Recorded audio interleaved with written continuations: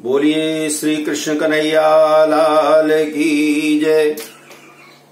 ओम गुरुर्ब्रह्मा गुरुर्विष्णु गुरुर्देवो महेश्वरः गुरु साक्षात् परब्रह्मो तस्मै श्री गुरवे नमः। श्री गणेशाय नमः। हरे परमात्मने नमः। ओम नमो भगवते वासुदेवाय। अथ षोडशो अध्यायः। श्री भगवान उवाच अभयं सत्त्वसंशुद्धिर्ज्ञान योग्य व्यवस्थितिः दानं दमस्य यज्ञस्य स्वाध्यायस्तप आर्जवम्। आज हम लोग गीता जी के गीतोपनिषद के, ये उपनिषद है, इसका असल में नाम है गीतोपनिषद। तो आज गीता जी के 16वें अध्याय का अभ्यास हम लोग करेंगे और 16वें अध्याय को दैवासुर संपत्ति विभाग योग, देव असुर की संपत्तियों का विभाग, ऐसा नाम है इसका, देवासुर संपत्ति विभाग योग। तो हमारे अंदर ही, इसका मतलब यह है कि हमारे अंदर ही देवता है, हम देवता भी हैं और हम असुर भी। हमारी जो वृत्तियां हैं, वृत्तियां ही देवता बन जाती हैं और वृत्तियां ही असुर बन जाती हैं। हम जो टीवी सीरियल में, पिक्चर में सुनते देखते हैं, ऐसा कुछ नहीं है कि राक्षस जो होते हैं, असुर जो होते हैं, उनके सींग होती है, पूंछ होती है, ऐसा कुछ नहीं। भगवान अर्जुन से कहते हैं कि अर्जुन, भय का सर्वथा अभाव, किसी चीज का भय ना रहे, और अंतःकरण की अत्यंत शुद्धि, मन के अंदर किसी प्रकार का कोई विकार ना हो, कोई अशुद्धि ना हो। ज्ञान के लिए योग में दृढ़ स्थिति, ज्ञान प्राप्त करने के लिए भगवान के इस दिव्य योग में, योग का मतलब है जोड़ना, भगवान से जुड़ने के लिए मन दृढ़ हो, निश्चित हो, उसमें कोई शंका ना हो। सात्विक दान, सात्विक दान का मतलब जानते हैं क्या होता है? सात्विक दान का मतलब, दान हम लोग दान तो करते हैं, पहले के लोग कैसे बोलते थे कि दाहिने हाथ से दो तो बाएं हाथ को पता नहीं चले। सात्विक दान का मतलब वही होता है कि देने के बाद कोई अहम भाव ना आए कि मैंने इतना दिया, मैंने ये दिया। इंद्रियों का दमन, हमारी जो इंद्रियां हैं, इंद्रियों का दमन का मतलब ये होता है जितना ज्यादा इंद्रियों की कामनाओं को, इच्छाओं को हम पूर्ण करेंगे, उतना ज्यादा इनकी इच्छाएं और बलवती होती हैं और ज्यादा चाहिए। तो ये ज्यादा चाहने की जो कामनाएं हैं इंद्रियों की, उनका दमन, इंद्रियों को वश में रखना। आज अगर बिना नमक का भोजन मिला तो क्या करें जी? खाया नहीं जा रहा क्योंकि नमक नहीं पाया हुआ। आज खीर बनी तो खंड नहीं पाया सी जी, अंदर ही नहीं जा रही। वो अंदर क्यों नहीं जा रही? यही इंद्रियों का दमन है कि अगर मुंह में डाला तो जो चीज मुंह में गई वो अंदर जाएगी। अब शक्कर नहीं पड़ी इसलिए अंदर नहीं जा रही, नमक नहीं पड़ा इसलिए अंदर नहीं जा रहा। यही इंद्रियों का दोष है, इसी का हमें दमन करना है। और इसीलिए कहा जाता है सन्यास में क्या होता है? दंड साथ में। दंड का मतलब डंडा नहीं होता, दंड का मतलब होता है इंद्रियों को दमन करना। जब तक इंद्रियों को दमन इंद्रियों का नहीं करेंगे, तब तक चाहे जिस कंदरा गुफा में बैठ जाए, सन्यासी नहीं हो सकते। सन्यास का मतलब यह है इंद्रियों का दमन करके इंद्रियों के ऊपर विजय प्राप्त कर लेना। तो भगवान कहते हैं इंद्रियों का दमन करें। ये मुक्ति के साधन है। कैसे मुक्ति मिलेगी? भय का अभाव, कभी डरे नहीं। जीवन में जो होगा, भाग्य में जो लिखा होगा वही होगा। जितना हम लोग चाहे प्रयास कर लें, लेकिन भाग्य के लिखे हुए को नहीं काट सकते। तो जब नहीं काट सकते तो डरना क्यों? डर के क्यों जीना? उसको भूलो, डर भूल जाओ। जो होगा, ठाकुर जी जो करेंगे अच्छा ही करेंगे। एक छोटा सा प्रसंग याद आ रहा है। एक राजा था, और राजा का मुंह लगा मंत्री। तो मंत्री की एक आदत ऐसी पड़ गई थी कि कोई रास्ते में जा रहा है ना, गिर पड़े तो लोग बोले अरे पता नहीं कैसे बेचारा गिर गया। मंत्री की आदत थी कोई नहीं, भगवान जो करता है अच्छा ही करता है। किसी के यहां बच्चा मर जाए तो मंत्री यही बोले कोई नहीं, भगवान जो करता है अच्छा ही करता है। एक दिन महाराज राजा गए थे शिकार को और शिकार करके लौटे तो आए तो राजा खुद ही अपनी तलवार साफ कर रहे थे तो एक उंगली कट गई और उंगली में कट नहीं लगा, कट गई, टुकड़ा निकल गया उंगली का एक। अब सब लोग दौड़े, राजा ही थे, राजा की उंगली कट गई। मंत्री भी आए, मंत्री ने बोला कोई नहीं महाराज, जो भगवान करते हैं अच्छा ही करते हैं। राजा ने बोला पहले तो इसको जेल में बंद करो, मेरी उंगली कट गई और ये बोलता है भगवान जो करते हैं अच्छा ही करते हैं, बंद करो जेल में। बंद कर दिया मंत्री को। कुछ समय बीता, 2 साल के बाद आज राजा फिर शिकार में गए थे, क्योंकि पहले तो राजा लोग आखेट में शिकार में जाते थे, इनका वो मनोरंजन होता था पशुओं को मारना। राजा गए शिकार में और शिकार करते करते सेना रह गई पीछे और राजा अकेले जंगल में भटक गए। अब भटकते भटकते राजा पहुंचे ऐसी जगह में जहां पर कुछ चोर डकैत लोग रहते थे और उन्होंने देवी का मंदिर बना रखा था। तो आज देवी की पूजा थी और उनको किसी मनुष्य की बलि देना था। राजा नजर आए, राजा को पकड़ के ले गए। अब भले वो राजा है लेकिन वहां तो अकेले थे। पकड़ करके ले गए, राजा को नहलाया धुलाया, नहला धुला करके सुंदर कपड़े पहनाए, खूब खीर पूड़ी खिलाई, भोजन वोजन कराया और अब देवी के सामने लेकर के गए बलि देने के लिए। तो राजा का जो पुरोहित था वहां उनका चोर डकैतों का, उसने बोला भाई बलि देने के पहले एक बार फिर से देख लो कि इस पुरुष के शरीर का कोई अंग तो खंडित नहीं, क्योंकि अंग खंडित होगा तो बलि नहीं लेगी देवी। अब जब देखना शुरू किया तो पता चला राजा के हाथ की एक उंगली कटी है। उसने बोला नहीं इसकी बलि नहीं दी जा सकती। 2-4 डंडा मारे राजा को कि हमारा खाना भी खा लिया, बलि देने के काम भी नहीं आएगा। भगाया राजा, वहां से अपना घोड़े में बैठे भगे। बीच में सेना मिल गई। लौट करके जब महल में आए तो सबसे पहले उन्होंने मंत्री को जेल से छोड़ा। तो मंत्री ने पूछा महाराज क्या बात है, आप जेल से क्यों छोड़ रहे हो? वो बोले राजा कहते हैं मंत्री जी आपने सही बोला था, भगवान जो करते हैं अच्छा ही करते हैं। आज अगर मेरी उंगली ना कटी होती तो मेरा सिर कट जाता। तो तुमने सही बोला था कि भगवान ने एक उंगली काट करके और मेरा सिर बचा लिया। तो भगवान हमारे लिए जो करेंगे अच्छा ही करेंगे। तो जब सब कुछ अच्छा करेंगे तो फिर हम लोग क्यों ये सोचने लगते हैं भगवान पता नहीं हमारे ऊपर क्या विपत्ति आएगी, क्या आएगा, क्या होगा, क्या नहीं होगा। डरना चाहिए ही नहीं, भगवान के आश्रित हो जाना चाहिए, आश्रय परमेश्वर का। तो एक तो डरे नहीं, भय का सर्वथा अभाव भगवान कहते हैं। ये भगवत प्राप्ति के साधन है। अंतःकरण की अत्यंत शुद्धि, शुद्धि नहीं अत्यंत शुद्धि। अंतःकरण में कोई विकार ना हो, दोष ना हो, कपट ना हो, पाखंड ना हो। ज्ञान के लिए योग में दृढ़ स्थिति। ज्ञान तो प्राप्त हो लेकिन योग में दृढ़ स्थिति हो, ज्ञान अहंकार के लिए ना हो कि दूसरे को नीचा दिखाना है। मैंने तो इतना पढ़ लिया, मुझे भागवत आती है, मुझे गीता आती है, मुझे उपनिषद आता है, ये आता है। और बेचारा जो कम पढ़ा लिखा है पता चले उसकी रोजी रोटी भी मार दिया, उसको लात मार के भगा दिया। तो इस तरह का ज्ञान नहीं, ये अहंकार है। भगवान कहते हैं कि पहले योग, योग का मतलब होता है जोड़ना, सबको परमेश्वर मान करके और फिर अपने ज्ञान का अर्जन करोगे तो वो ज्ञान आपको भवसागर से पार लगाएगा। सात्विक दान दाता बने, दान हो हमारा सात्विक। इंद्रियों का दमन करें, यज्ञ करें, अपने जो सामर्थ्य हो सामर्थ्य के अनुसार यज्ञ करें, क्योंकि यज्ञ जो है वो प्रकृति की सेवा है, मंत्रों के द्वारा भी और वातावरण की शुद्धि।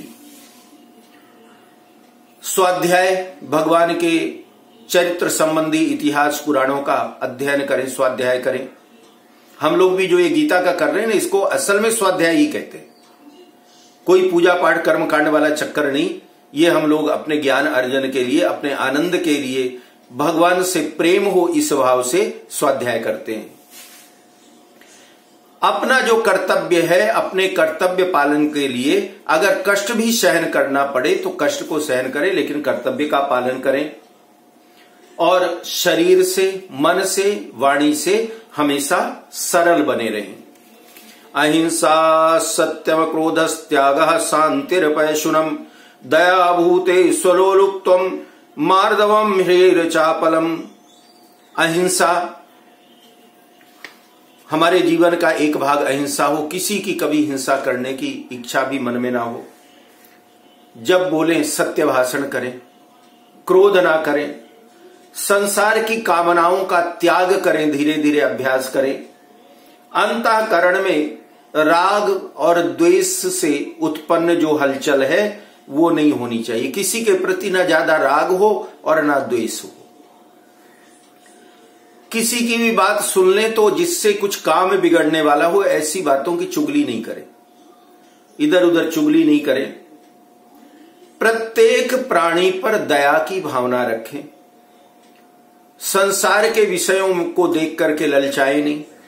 उसने तो बड़ी अच्छी कोठी बना लिया जी, उसने तो बड़ी अच्छी गाड़ी ले ली, उसका नेकलेस तो बड़ा सुंदर है, उसने तो बहुत सुंदर सूट पहना है। लो जी, अभी इसी में टाइम बीत जाता है। तो भगवान कहते हैं संसारिक भोग हैं, इनमें मन को ललचाना नहीं चाहिए। जो हमारे पास है उसमें प्रसन्न रहे। अंतःकरण की कोमलता, और कभी कोई कर्म बिगड़ जाए, कोई गलती हो जाए तो उसमें लज्जा आनी चाहिए। अकर्तव्य में लज्जा, हमारा कोई काम है वो काम हम नहीं कर पाए तो हमें लज्जा आनी चाहिए। सीना तान के नहीं हुआ तो क्या करूं, ऐसा नहीं। अकर्तव्य में लज्जा और चपलता का अभाव। बहुत ज्यादा ऐसी बात ना करें कि सामने वाला इरिटेट हो, सामने वाले को दुख हो। तेजा क्षमा धृति शौचम अद्रोहो नातिमानिता भवंती संपदम दैवीम अभिजातस्य भारतो। तेज, क्षमा, धैर्य, शरीर की शुद्धि, बैर भाव का ना होना और मान को न चाहना, ये हे भरतवंशी अर्जुन, ये सभी दैवी संपदा को प्राप्त हुए मनुष्यों के लक्षण हैं। जितना अभी तक आपने सुना ना, इन्हीं को कहते हैं देवता, दैवी संपदा। ये सारे लक्षण किसमें होते हैं? देवता में। मैंने शुरू करने के पहले बताया था कि देवता और राक्षस में कोई ये अंतर नहीं होता कि राक्षसों के सिंग पूंछ होती है, कर्म स्वभाव से ही पहचाना जाता है। तो हमने अभी तक जो श्रवण किया, ये सब लक्षण किसमें होते हैं? देवताओं के। अब दूसरी कैटेगरी में चलिए। दंभो दर्पो विमानस्य क्रोधः पारुष्यमेव च अज्ञानम चाभिजातस्य पार्थ संपदमान् सुरीम। हे अर्जुन, दंभ करना, रामायण में आपने पढ़ा होगा ना, वो पाखंडी बाबा जब हनुमान जी जाते हैं तो उनको गुरु बोलता है कि गुरु मंत्र ले लो। तो दंभ का मतलब होता है धन कमाने के लिए, किसी को अपने वश में करने के लिए अनेकों प्रकार के कपट पूर्वक उपाय करना कि सामने वाला सोचे कि जी ये तो बड़ा संत, बड़ा महात्मा, बड़ा ज्ञानी। दंभ करना, इसको कहते हैं दंभ, दिखावा। कुछ आ गया, कुछ पास में है तो दूसरों के सामने उसका अहंकार, घमंड, और कोई वस्तु है उसका अभिमान। बात बात में, छोटी सी बात में भी क्रोध आ जाए तो क्रोध करना। हमेशा कठोर बने रहना, कोई भी प्रेम से भी बात करे तो भी जवाब गुस्से में ही देना, एकदम कठोर बने रहना। और अविवेक का होना। विवेक माने होता है बुद्धि, अच्छी बुद्धि, और अविवेक मतलब होता है बुरी बुद्धि। तो भगवान कहते हैं कि अर्जुन, दंभ, घमंड, अभिमान, क्रोध, कठोरता, अविवेक, ये सब किसके लक्षण हैं? ये आसुरी संपदा को प्राप्त हुए मनुष्यों के लक्षण हैं। अर्थात जिनके विचार राक्षसी हैं उनका ऐसा लक्षण होता है। दैवी संपद विमोक्षाय निबंधाय सुरीमता मां शुचा संपदम दैवीम अभिजातोऽसि पांडवो। दैवी संपत्ति मुक्ति के लिए और आसुरी संपत्ति बंधन के लिए मानी जाती है। जो दैवी संपत्ति वाले होते हैं वो जीवन में सुखी भी रहते हैं और अंत में मुक्ति भी मिलती है। और आसुरी संपत्ति वाले चाहे अपने को जितना सुखी मान ले, लेकिन वो एक दिन भी सुखी नहीं रहते, ना एक दिन सुख से सोते ना सुख से जागते। लोगों की नजर में जरूर सुखी होंगे, लेकिन आसुरी प्रवृत्ति, आसुरी स्वभाव वाले, क्योंकि और कोई दुख नहीं है तो दूसरे का बढ़ना ही देख करके उनको नींद नहीं आती। यही तो आसुरी संपदा है। तो आसुरी संपदा, आसुरी विचार बंधन के लिए संसार में बार बार अपने कर्म फल भोगने के लिए ऐसे लोग जीवों को जन्म लेना पड़ता है। हे पांडव, तुम दैवी संपत्ति को प्राप्त हुए हो, इसलिए तुम शोक मत करो, चिंता मत करो। बताइए, इतना इंश्योरेंस भगवान कहते हैं अर्जुन तुम दैवी संपदा वाले हो, तो जब दैवी संपदा वाले हो तो चिंता किस बात की। अब देखिए, इसकी व्याख्या अगर करें, गीता की व्याख्या बड़ी सुंदर है, लेकिन हम लोगों के पास समय कम होता है।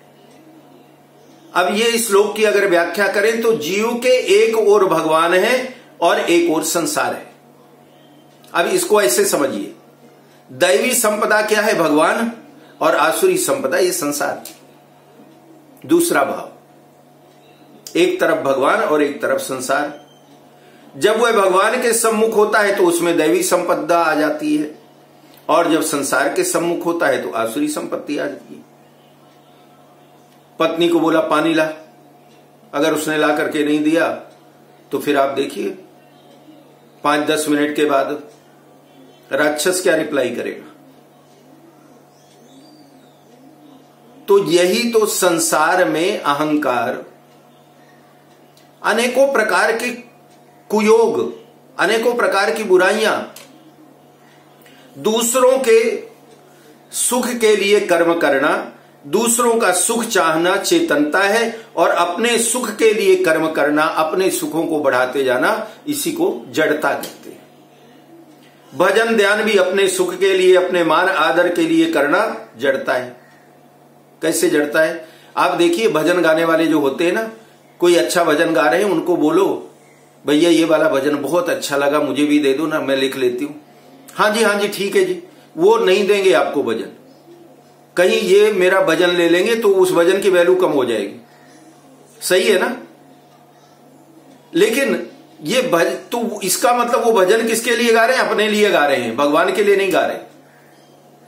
मुझे तो पता, अपनी संगत में से ही किसी ने, 2 लोगों ने मांगा था, पंडित जी ये वाला भजन चाहिए, तो मेरी जो भजन की किताब है मैंने वो पूरा PDF ही उनको व्हाट्सएप में भेज दिया था, आप सारे ले लो। अब कोई पूछे उससे फायदा क्या हुआ मुझे? मैंने जितने भजन दिए एक बार तो पढ़ेंगे सारे, तो 30-40 भजन है, तो मैंने थोड़ी सी ड्यूटी तो ठाकुर जी का नाम लेने की लगाई दी उनकी। तो मेरी सोच तो इस तरह की, वो भजन गाए चाहे नहीं गाए, एक बार तो पढ़ेंगे, और जब एक बार पढ़ेंगे तो कम से कम उनके जीवन का 2-3 घंटा तो ठाकुर जी के नाम से गया ही। इतना तो सत्कर्म मैंने कर दिया कि 2-3 घंटे उनको, उनके जीवन के 2-3 घंटे ठाकुर जी के लिए समर्पित करवा दिए वो भजन बेच के। तो ये भजन कीर्तन करना भी अपने आदर के लिए, अपने मान के लिए जो किया जाए वो संसारिक हो गया। चेतनता की मुख्यता से दैवी संपत्ति आती है और जड़ता की मुख्यता से आसुरी संपत्ति आती है। मूल दोष एक ही है जिसमें संपूर्ण आसुरी संपत्ति उत्पन्न होती है, और मूल गुण भी एक ही है जिससे संपूर्ण दैवी संपत्ति प्रकट होती है। मूल दोष क्या है? शरीर संसार की सत्ता और महत्ता को स्वीकार करके उससे संबंध जोड़ता है, यह है मूल दोष। और मूल गुण है भगवान की सत्ता महत्ता स्वीकार करके और भगवान से संबंध जोड़ना, सारे जगत को भगवान मान करके उनसे रिश्ता निभाना। तो दोनों में अंतर है। आपका पड़ोसी है तो या तो आप उसको पड़ोसी मान लो, उसके यहां देखो कौन आया कौन गया, क्या बना कितना कमाया, और या तो ये मान लो कि ये मेरे ठाकुर जी का ही एक स्वरूप है। मानना तो पड़ोसी ही है, पड़ोसी ही, केवल अपने भाव को बदलना है। अपने भाव के द्वारा संसार में संसार की जड़ता का नहीं, संसार की सरलता का अनुभव करिए। द्वौ भूत सर्गौ लोकेस्मिन् दैव आसुरेव च दैवो विस्तर सहस प्रोक्तो आसुरम पार्थ में शृणु। इस श्लोक में दो तरह के प्राणियों की सृष्टि है अर्जुन, दैवी सृष्टि और आसुरी सृष्टि। दैवी को तो मैंने विस्तार से कह दिया, भगवान ने बता दिया कि दैवी शक्ति की सृष्टि क्या होती है। अब भगवान कहते हैं कि अर्जुन सबसे ज्यादा जरूरी है जो सुनना वो सुन लो, आसुरी सृष्टि। क्योंकि दैवी की संगत में अगर पड़ गए तो तुम्हारा उद्धार ही होना है, जानो चाहे नहीं जानो। भगवान देखिए कैसे ये एक एक शब्द कितने सुंदर है। थोड़ा सा भगवान ने बता दिया और अर्जुन को कह दिया दैवी संपदा तो मैंने बता दी तुम्हें। जहां जाने से तुम्हारा अकल्याण बुरा होने वाला ही नहीं, वहां के बारे में क्यों ये जानना कि वहां क्या होता है क्या नहीं होता। ऐसे भी चले जाओ ना, बिना जाने समझे भी चले जाओ, क्योंकि वहां कुछ बुरा होने वाला है ही नहीं। लेकिन जहां बुरा होने वाला है वहां जान करके जाना चाहिए। भगवान कहते हैं, विस्तार से सुनाता हूं, आसुरी संपदा किसे कहते हैं, राक्षस जिसे हम लोग कहते हैं। प्रवृत्तिम च निवृत्तिम च जनाना विदुरासुराः न शौचम नापि चाचारो न सत्यम तेषु विद्यते। ध्यान से सुनिएगा, भगवान कहते हैं आसुरी प्रकृति वाले मनुष्य किसमें प्रवृत्त होना चाहिए और किससे निवृत्त होना चाहिए इसको नहीं जानते। आसुरी वृत्ति जिनकी होती है ना, राक्षसी वृत्ति कहिए, तो राक्षसी वृत्ति वाले क्या होते हैं, उनको ये पता नहीं होता कि ये काम हम कर रहे हैं ये बुरा है ये अच्छा है। अच्छे और बुरे का भेद भूल करके जो मर्जी आए वही काम करते जाते हैं। उनको न तो वाह शुद्धि होती है, न श्रेष्ठ आचरण और न सत्य पालन। न उनको यही होता कि लोग क्या कहेंगे, और ना कभी वो ये सोचते कि ये काम अच्छा है तो मैं यही काम करूं, अच्छा है या बुरा उनको कोई फर्क नहीं पड़ता। जो उनको अच्छा लगता है वही अच्छा है, वही करना है। और सत्य के तो कभी पास में ही नहीं जाते। झूठ कपट पाखंड करके किसी ना किसी तरह से सांसारिक रूप से अपने को श्रेष्ठ बनाना, अपना काम साधन करना, उसके लिए झूठ ही झूठ करना पड़े तो कर लेते हैं। संक्षेप में अगर समझें तो भगवान क्या कहते हैं कि आसुर मनुष्य जो होता है केवल अपना सुख आराम और स्वार्थ देखता है। जिससे अपने को सुख मिले वही काम करना, बाकी दुनिया दुखी है कि क्या है कोई लेना देना नहीं। ऐसा स्वभाव जिसका होता है वो कौन, आसुर, आसुरी प्रवृत्ति, राक्षसी वृत्ति। असत्यम प्रतिष्ठन्ते जगदाहुरणीश्वरम अपरस्पर संभूतम कि मन्यत काम है तुकम। और ये राक्षसी प्रवृत्ति वाले कहा करते हैं कि संसार असत्य, बिना मर्यादा के और बिना ईश्वर के अपने आप केवल स्त्री पुरुष के संयोग से पैदा हुआ है, इसलिए ही इसका कारण है। इसके सिवाय और क्या कारण है, और कारण हो ही नहीं सकता। अर्थात जो आसुरी प्रवृत्ति वाले होते हैं ना, वो कहते हैं कौन भगवान और कौन सा ईश्वर। अरे कौन क्या कर रहा है, स्त्री और पुरुष का विवाह हुआ और उनके द्वारा संतान पैदा हो गई, कौन, भगवान ने पैदा किया है। कोई भगवान नहीं होता, ये संसार हम ही बनाते। ऐसा भाव आसुरी वृत्ति। एताम दृष्टिम अवष्टभ्य नष्टात्मानोल्पबुद्धयः प्रभवन्त्युग्र कर्माणः क्षयाय जगतो हिताः। और ये लोग ऐसे नास्तिक होते हैं जो भगवान को मानते हैं, बोलते हैं ईश्वर उश्वर कुछ नहीं होता। सृष्टि का आश्रय लेने वाले जो मनुष्य अपने नित्य स्वरूप को नहीं मानते, जिनकी बुद्धि तुच्छ है, जो उग्र कर्म करने वाले हैं, संसार के शत्रु हैं, उन मनुष्यों की सामर्थ्य का उपयोग जगत का नाश करने के लिए ही होता है। तो ऐसे जो दुष्ट लोग होते हैं ये संसार का कल्याण नहीं करते, राक्षसी वृत्ति वाले, बल्कि संसार में जो अच्छा कर्म करने वाले हैं, कई बार उन अच्छा कर्म करने वालों को भी ये लोग दुखी करते हैं, उनका भी नाश करने की चेष्टा करते हैं। वो ये चाहते हैं कि अच्छे कर्म करने वाले ना रहें, हमारे जैसे ही संसार में रहें। काममाश्रित्य दुष्पूरम दंभमानो मदान्विताः मोहाद् गृहीत्वा सद्ग्राहान् प्रवर्तन्ते शुचिव्रताः। कभी पूरी न होने वाली कामनाओं का आश्रय लेकर के, मतलब ऐसी ऐसी कामना करेंगे ना कि अब मेरा इतना बड़ा बिजनेस हो जाए, मैं इतना धन कमा लूंगा, फिर यहां पे मेरी कोठी बन जाएगी, मेरे पास ये अपना प्लेन होगा। दुनिया भर की कामनाएं, ऐसी कामनाएं कि पूरी नहीं होना फिर भी सोचते रहना। और अभिमान और मद में चूर रहने वाले, अपवित्र व्रत धारण करने वाले। अपवित्र व्रत धारण करने वाले मतलब मैंने एक दिन बताया था कि व्रत का मतलब उपवास नहीं, व्रत का मतलब नियम। तो अपवित्र व्रत को धारण करने वाले, अपवित्र व्रत धारण का मतलब यह होता है कि भगवान विष्णु की, नारायण की, क्योंकि अगर वो वैष्णव है, हिंदू है, तो भगवान नारायण और विष्णु की पूजा आराधना नहीं करेंगे। वो कोई पुरुष की, कोई व्यक्ति की, किसी को गुरु मान लेंगे। कोई तांत्रिक मांत्रिक है, उसको अपना गुरु मान करके उसी को भगवान मानने लगेंगे। और आपने सुना देखा भी होगा कितने भगवान ही पैदा हो जाते हैं, मैं भगवान हूं। तो आजकल तो कलयुग में तो ऐसे भी भगवान खूब पैदा होने लगे। तो ऐसे भगवानों को ही जो मानने लगते हैं, असली जो भगवान है परमेश्वर है, परमेश्वर को छोड़ करके उन भगवानों को मानते हैं जो अपने आप भगवान बन गए। भगवान कभी नहीं कहते कि मैं भगवान हूं। और कलयुग में तो आजकल ऐसे भगवान हो गए हैं, ऐसी देवियां पैदा हो गई हैं। तो ऐसे को जो मानते हैं, मद में चूर रहने वाले, अपवित्र व्रत का धारण करने वाले, मनुष्य मोह के कारण दुराग्रहों को धारण करके और संसार में विचरते रहते हैं, ये राक्षस। तंत्र मंत्र करेंगे, ये कर लो तो ऐसा हो जाएगा, ये कर लो तो वैसा हो जाएगा। इन सबको राक्षसी कहा जाता है। भगवान कहते हैं ये सब राक्षस है।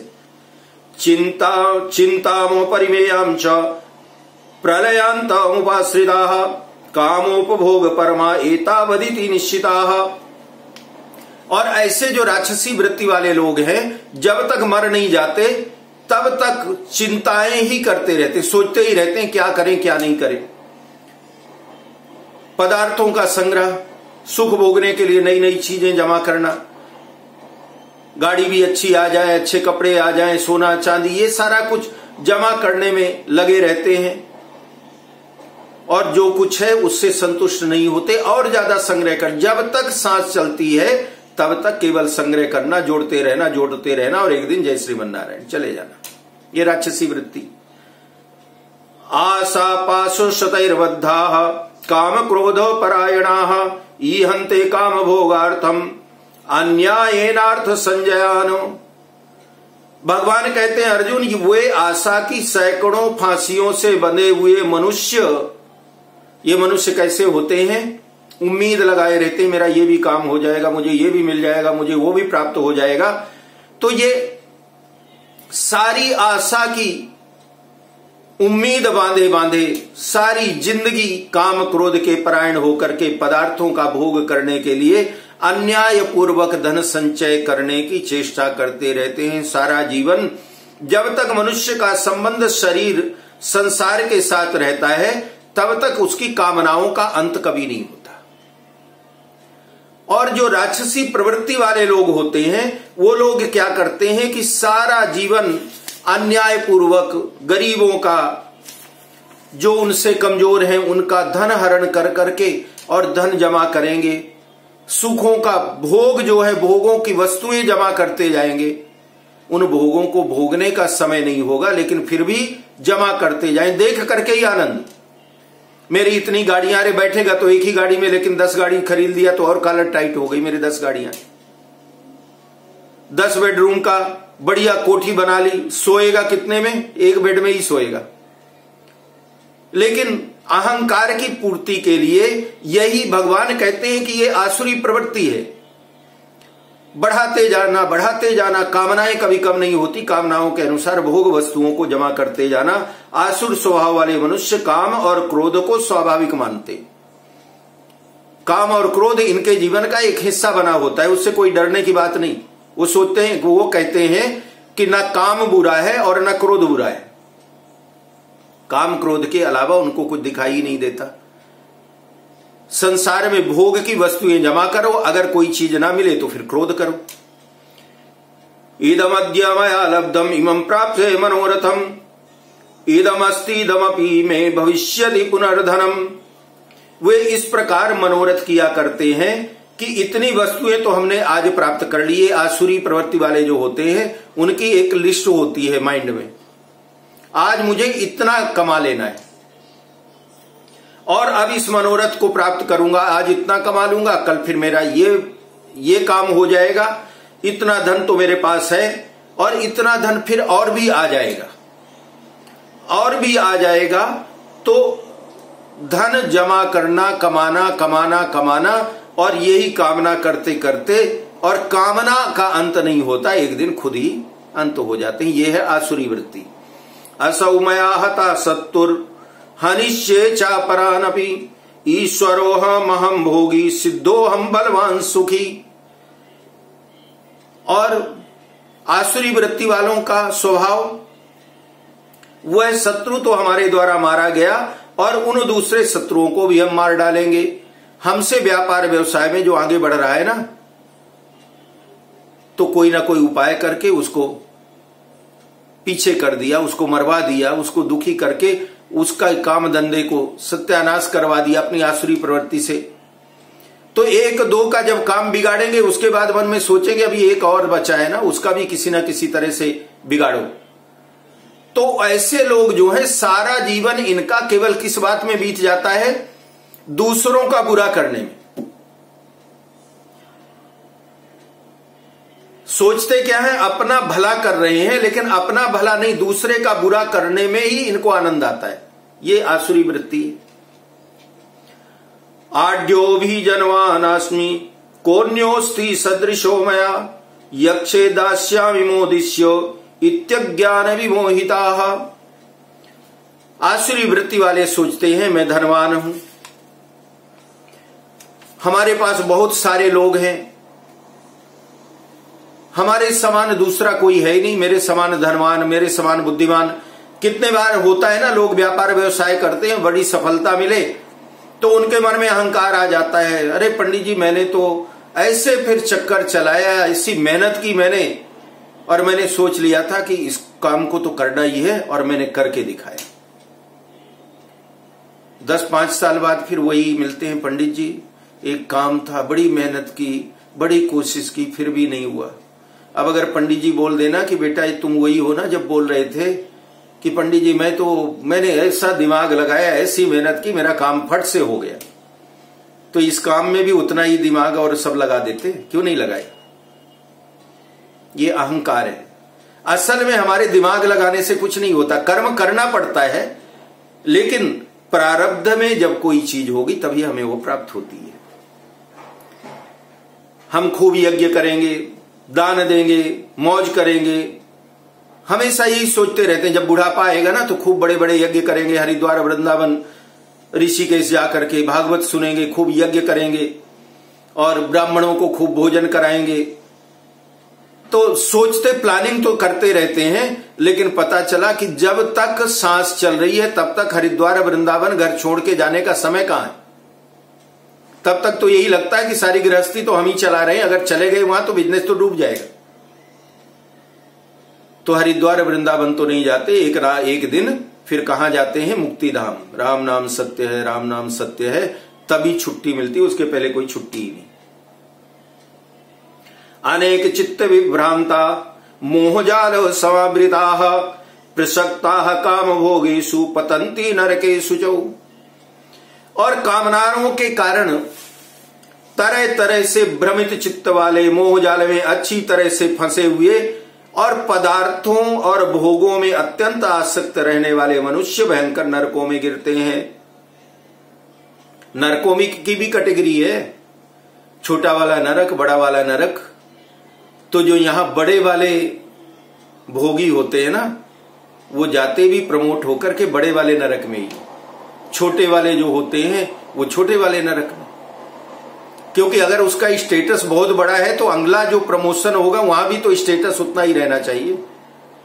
तो जो जितना दुराचारी हो उतने बड़े वाले नरक में।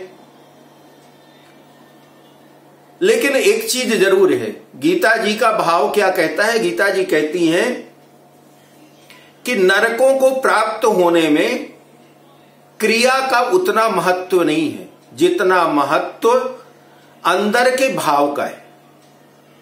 हम अंदर से क्या विचार करते हैं, हमारे अंदर के जो विचार हैं, हमारे अंदर के विचार ही हमारे कर्म रूप में परिवर्तित होते हैं। अगर हमारा विचार अंदर अच्छा है, उत्तम विचार है, तो हम चाहेंगे तो भी हम किसी का बुरा नहीं कर सकते। और अगर अंदर पवित्रता नहीं है तो कितना भी अच्छा करना चाहें लेकिन हम अच्छा कर ही नहीं पाएंगे, क्योंकि हमारे अंदर से बुरा ही भाव निकलेगा। तो भगवान कहते हैं कि अर्जुन, हमारा जो कर्म होता है, कर्म हमारे आंतरिक भाव से जुड़ा हुआ है, इसलिए अपने अंदर के भाव को पवित्र बनाइए। अंदर का भाव जब पवित्र बनेगा तो अपने आप आपके द्वारा सत्कर्म होगा। और अगर अंदर पवित्रता नहीं है तो दिखावे के लिए आप चाहे जितना यज्ञ कर लीजिए, लेकिन उस यज्ञ का क्या मतलब जब विचार ही अंदर पवित्र नहीं है। आत्म संभाविता स्तब्धा धनमानो मदान्विता यजन्ते नाम यज्ञस्ते दम्भेना विधि पूर्वकम। अपने को सबसे अधिक पूज्य मानने वाले, अकड़ रखने वाले, धन और मान के मद में चूर रहने वाले वो मनुष्य दंभ से अविधि पूर्वक नाम मात्र के यज्ञों से यजन करते हैं। आसुर स्वभाव वाले मनुष्य जो होते हैं, ये लोग कोई यज्ञ पूजा पाठ भगवान की प्रसन्नता के लिए, जगत कल्याण के लिए नहीं करते। ये लोग पूजा पाठ कैसे करते हैं आजकल आप देखिए, मिलता है देखने को। मैं बद्रीनाथ धाम गया था भागवत करने, तो आज से 3 साल पहले। तो भागवत करने मतलब कोई यजमान के साथ नहीं, बल्कि अपने परिवार को लेकर के। तो हमारे परिवार के रिश्तेदार सब 70-80 लोग हम गए थे वहां। 10 दिन रुके थे और 10 दिन वहां भगवान की, भागवत जी की कथा का गान किए थे सब साथ में मिलकर के। तो वहां पर हमने देखा कि एक, मैं वक्ता का नाम नहीं बताऊंगा, बहुत बड़े वक्ता हैं, क्योंकि जो टीवी में आते हैं वो बड़े वक्ता, उनकी भागवत होने वाली थी। तो 1 महीने पहले से मंडप बनाया जा रहा था। और आप सोचिए कि ऋषिकेश में छोटी छोटी गाड़ियां जा पाती हैं, छोटे छोटे टेम्पो ट्रक। तो हरिद्वार से डेकोरेशन का सामान जा रहा था। तो एक दिन हम लोग बैठे थे, वो डेकोरेटर का आदमी था, तो उससे पूछा कि भाई ये इतना बड़ा, ये क्या जरूरत है यहां बद्रीनाथ में, कहां इतने लोग आने वाले।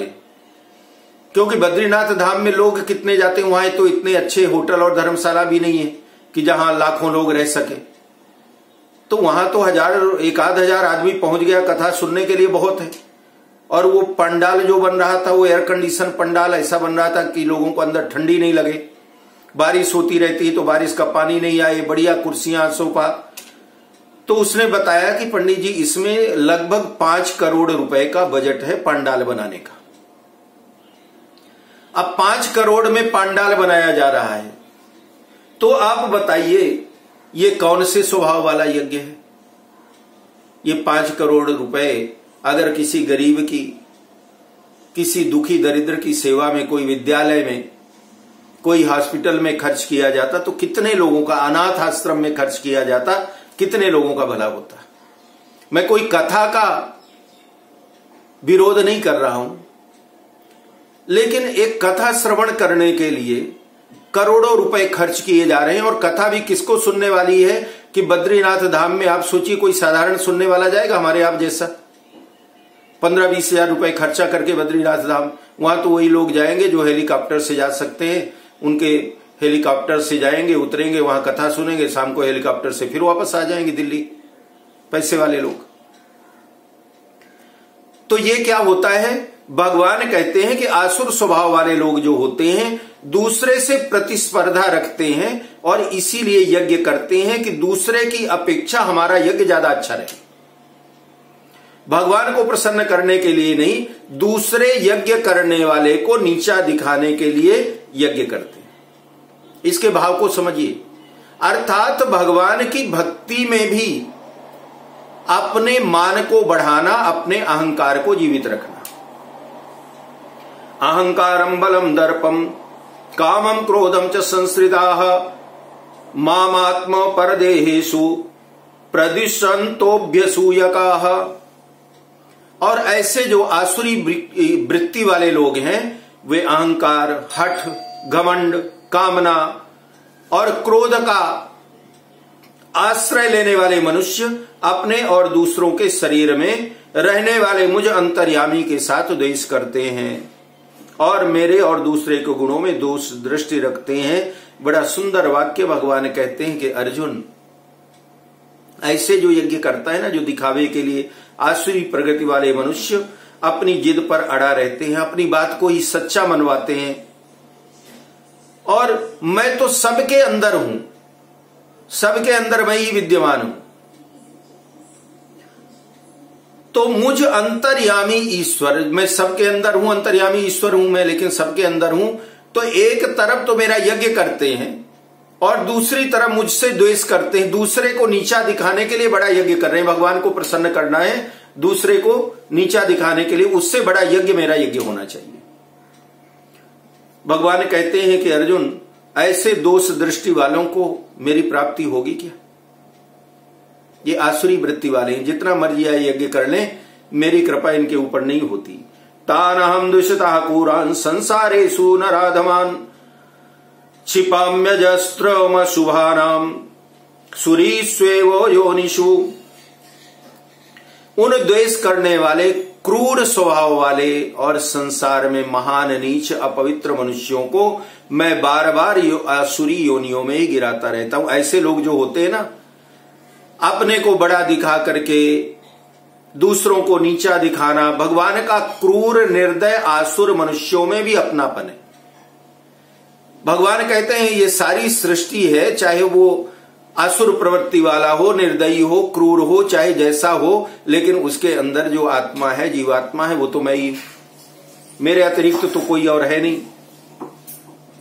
भगवान ऐसे जो असुर विचार वाले हैं ना, उनको भी पराया नहीं समझते, अपना द्वेषी और वैरी नहीं समझते, बल्कि अपना ही समझते हैं। जैसे एक उदाहरण देखें कि हितैषी अध्यापक विद्यार्थियों पर शासन करके उनकी ताड़ना करके पढ़ाते हैं। अध्यापक जो होते, पहले के जमाने की बात थी, आज के जमाने में नहीं। तो पहले के जमाने में क्या होता था कि टीचर्स जो होते थे, अध्यापक, उनकी कोई बच्चे से दुश्मनी नहीं होती थी, लेकिन अगर वो पढ़ाई लिखाई में ध्यान न दे तो उसकी बड़ी पिटाई होती थी।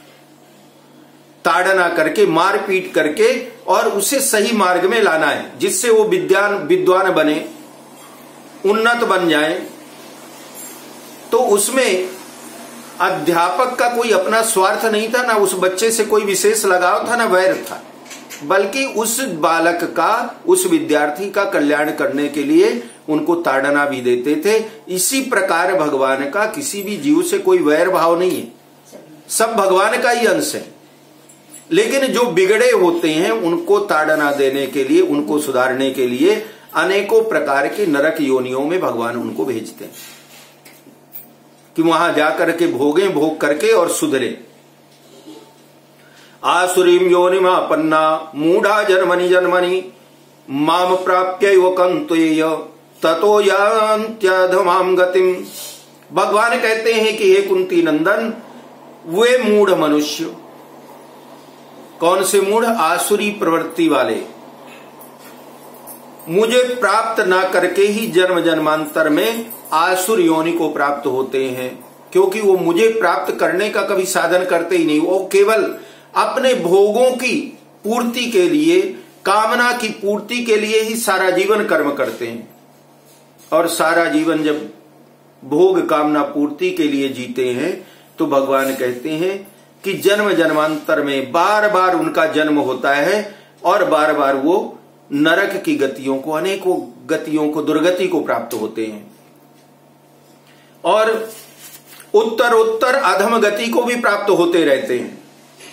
यहां माम प्राप्य हुए, इस श्लोक में बड़ा सुंदर शब्द आया है कि माम प्राप्ययो, मुझे प्राप्त ना करके। भगवान पश्चाताप के साथ कहते हैं कि मैंने अत्यंत कृपा करके जीवों को मनुष्य शरीर देकर और इन्हें अपने उद्धार का अवसर दिया था, और ये विश्वास किया था कि मनुष्य शरीर मिला है तो ये अपना उद्धार अवश्य कर लेंगे। लेकिन ये नराधम इतने मूढ़ और विश्वासघाती हैं कि मनुष्य जन्म से मेरी प्राप्ति करना चाहिए, तो उन्होंने प्राप्ति तो किया नहीं, सदगति उन्हें मिली नहीं, ऐसे कर्म किए नहीं कि उनकी गति हो, बल्कि अपने जीवन को और बिगाड़ लिया, अपनी गति को और ज्यादा बिगाड़ लिया। त्रिविधम नरकस्येदम द्वारम न शरमात्मनः कामा क्रोधस्तथा लोभस्तस्मादेतत्त्रयम् त्यजेत।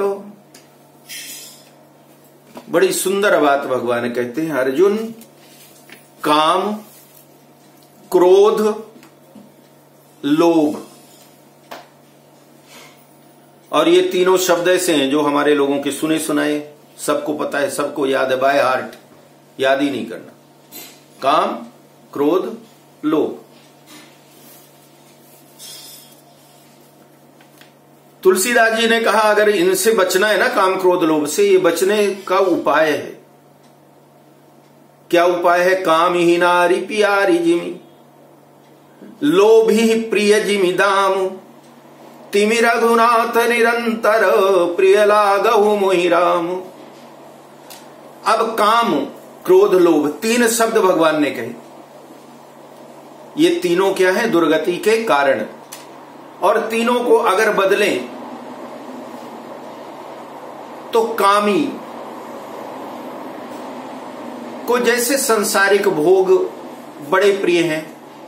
तुलसीदास जी का भी वर्णन आता है, कई लोग सुनाते हैं, कहीं इतना ज्यादा प्रमाणिक तो नहीं है। कहते हैं कि विवाह हो गया था, पत्नी मायके चली गई थी, बारिश में तैर करके गए, फिर एक सांप लटक रहा था रस्सी बांध करके, और उसको ऊपर चढ़े, खिड़की से अंदर पहुंचे, तो उनकी पत्नी ने कहा, महाराज मुझे प्राप्त करने के लिए इतना कष्ट उठाया आपने, इससे थोड़ा सा भी अगर प्रयास आपने भगवत प्राप्ति के लिए किया होता तो भगवान मिल जाते, और मुझे इस हड्डी मांस के शरीर को प्राप्त करके आपको क्या मिला।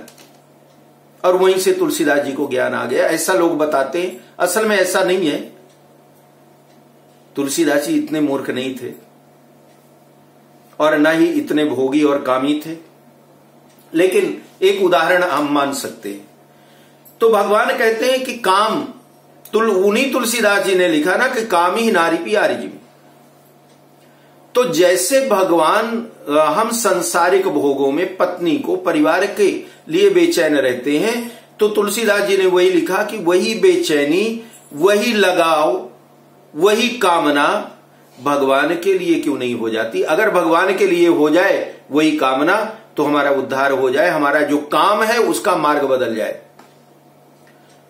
लोभ किस चीज का हो? भगवान के भक्तों की संगति का, भगवान के कथा श्रवण करने का, भगवान के सुंदर सुंदर चरित्रों को श्रवण करने को मिले, चरित्रों का गान करने का मौका मिले, इस चीज के लोभी बने, धन जमा करने के नहीं। क्योंकि धन चाहे जितना जमा कर लें, एक दिन तो छोड़ करके ही जाना पड़ेगा, सब यहीं रह जाएगा। इसलिए उस चीज के लोभी बने जो उत्तरोत्तर बढ़े, और जब यहां से जाएं तो उसका बैग हमारा साथ में हमारे रहे। और वो बैग कौन सा होगा? कामना भगवत भक्तों से प्राप्त मिलने की, भगवत भक्तों के साथ भगवान की भक्ति करने की, भजन कीर्तन करने की।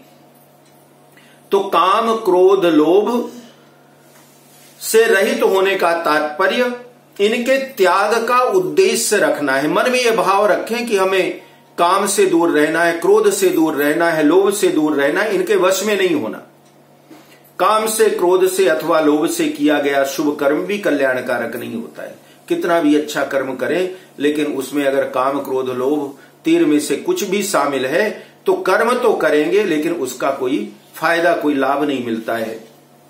काम, क्रोध, लोभ को पकड़े रहने से कल्याण का आचरण जप करना, ध्यान करना, ये करने पर भी कल्याण नहीं होता। क्योंकि जप तो कर रहे हैं, लेकिन जप कर रहे हैं किसी को दिखाने के लिए, सामने वाला देखे कि ये बराबर जप रहा है कि नहीं जप रहा है। तो अब आप सोचिए, माला घिसा जा रहा है, उंगली दुखने लगेगी, लेकिन भगवान खुश होने वाले नहीं। क्योंकि ये जप हो ही किस लिए रहा है? दूसरे को दिखाने के लिए, भगवत प्राप्ति के लिए तो नहीं हो रहा। ये सारे कर्म आसुरी कर्म हैं।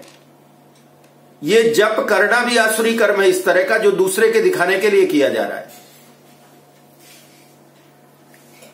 तो ये संपूर्ण पापों के कारण तथा संपूर्ण अच्छे गुणों का भक्षण करने वाले हैं।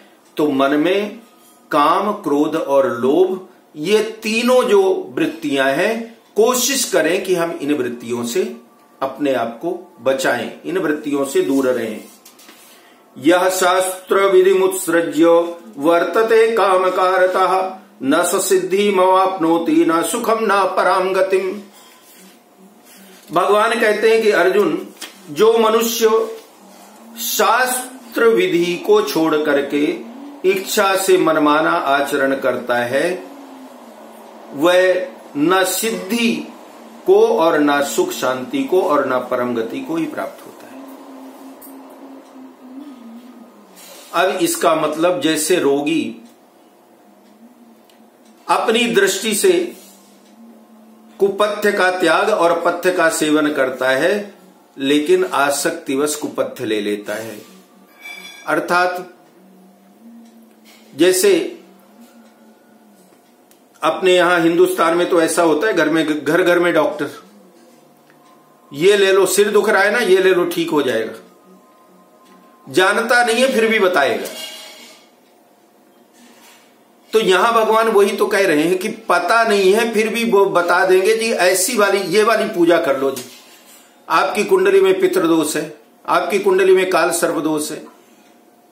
आजकल तो ऐसा हो गया कि पंडित लोग कैंप लगाते हैं, काल सर्वदोष शांति का कैंप, और वहां 2-2, 3-3 हजार रुपए लोग देते हैं और काल सर्वदोष की शांति करवाते हैं। कौन से शास्त्र में लिखा है भाई कि ऐसे कैंप लगा करके और काल सर्वदोष की शांति हो जाती है? आजकल यज्ञ होते हैं। अभी ये अधिक मास था, अधिक मास में कितने जगह मैंने देखा है कि लोगों ने, पंडितों ने चंदा जमा किया और चंदा जमा करके कह रहे हैं जी भागवत कर रहे हैं अधिक मास में। तो अपना भागवत की पोथी लेकर के बैठ गए, पढ़ना नहीं आता फिर भी पलटाना है, क्योंकि चंदा जो लिया है तो जो पैसा जमा किया है तो दिखाना पड़ेगा ना कि कुछ कर रहे हैं।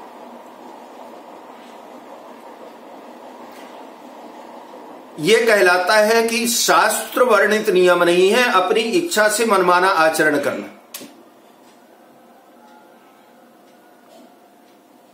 कितने लोगों को देखा यज्ञ करवाते हैं। आप देखिए आजकल तो बड़ा चलन है, आपके पंजाब में भी, मुंबई में भी, सब जगह लिखा होता है सहस्त्र चंडी महायज्ञ, 1000 चंडी का यज्ञ हो रहा है, हवनात्मक सहस्त्र चंडी महायज्ञ।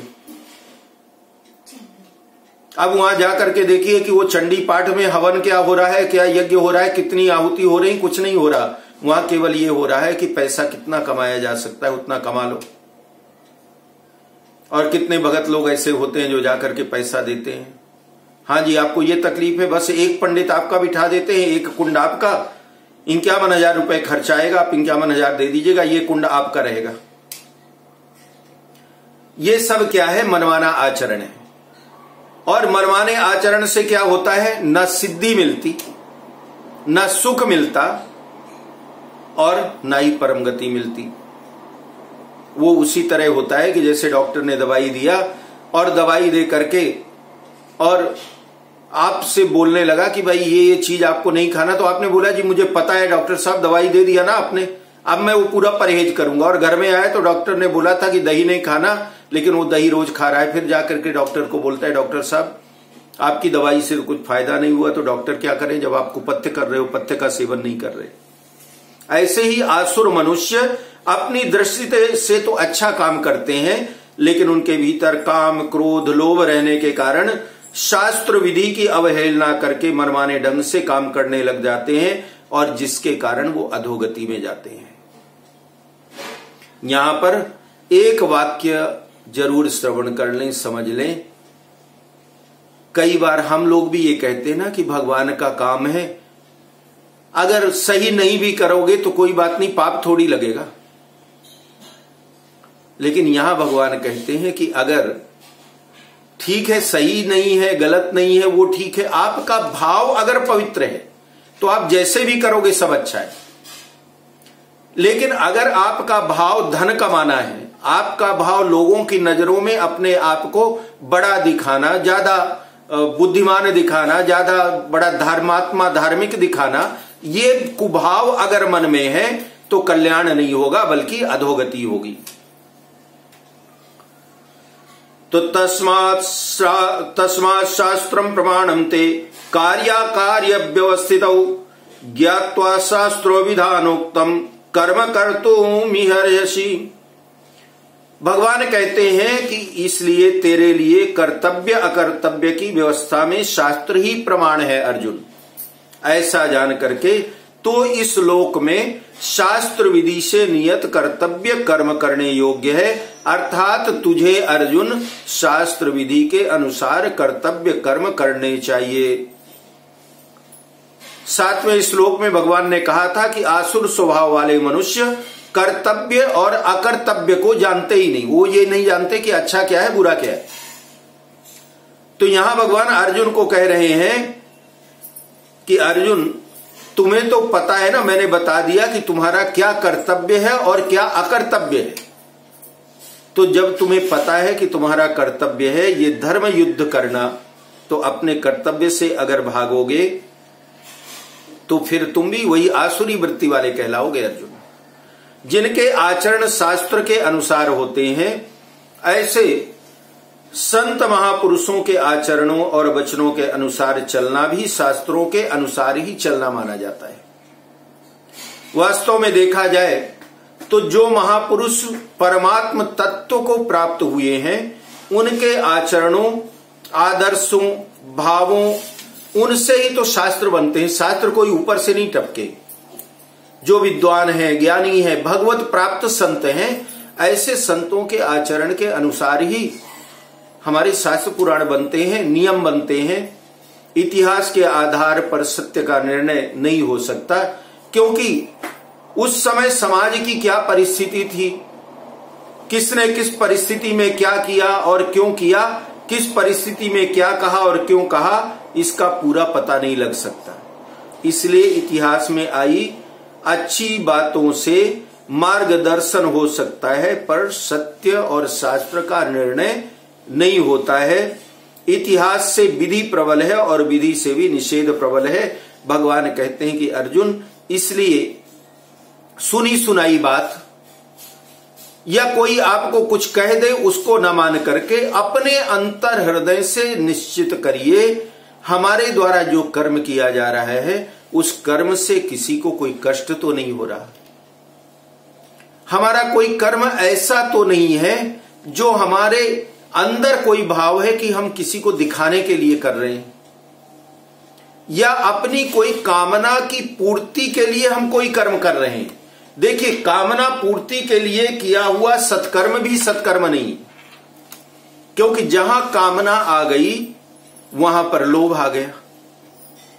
कामना, लोभ, इसके लिए जो कर्म किए जाए वो आसुरी कर्म कहलाते हैं। तो भगवान बार बार यही कहते हैं कि हे अर्जुन, इसलिए अगर तुम्हारे अंदर ये भाव आ गया कि मैं अपने आचार्य, गुरु द्रोण, अपने पितामह, इनको मार करके और राजा बनूंगा, तो ये पाप है। तो अर्जुन, जैसे ही मन के अंदर किसी भी कर्म का फल सोचने लगे या किसी कर्म का निमित्त अपने आप को मानने लगे, तो अर्जुन वहीं पर हमारे कर्म बिगड़ जाते हैं। इसलिए अर्जुन, ना तू अपने को कर्ता मान और ना ही तू ये मान कि तेरे द्वारा किया जाने वाला कर्म जो है वो अकर्म होगा, क्योंकि जब मैं साथ में हूं, यत्र योगेश्वरः कृष्णो यत्र पार्थो धनुर्धरः। अर्जुन, जहां पर मैं हूं और मेरे आदेश से, मेरे मार्गदर्शन में अगर कोई काम किया जा रहा है, तो हे अर्जुन, वो काम कभी भी अकर्म नहीं हो सकता। इसलिए अर्जुन, मोह का त्याग करके और अपने धनुष बाण को उठाओ और आसुरी भाव का त्याग करके दैवी भाव के द्वारा अपने कर्तव्य का पालन करो। हरि ओम तत्सत्। श्रीमद्भगवद गीता सुब्रह्म ब्रह्म विद्यायाम योग शास्त्रे श्री कृष्णार्जुन संवादे दैवासुर संपद विभाग योगो नाम षोडशोस्तवः। बोलिए श्री कृष्ण कन्हैया लाल की जय।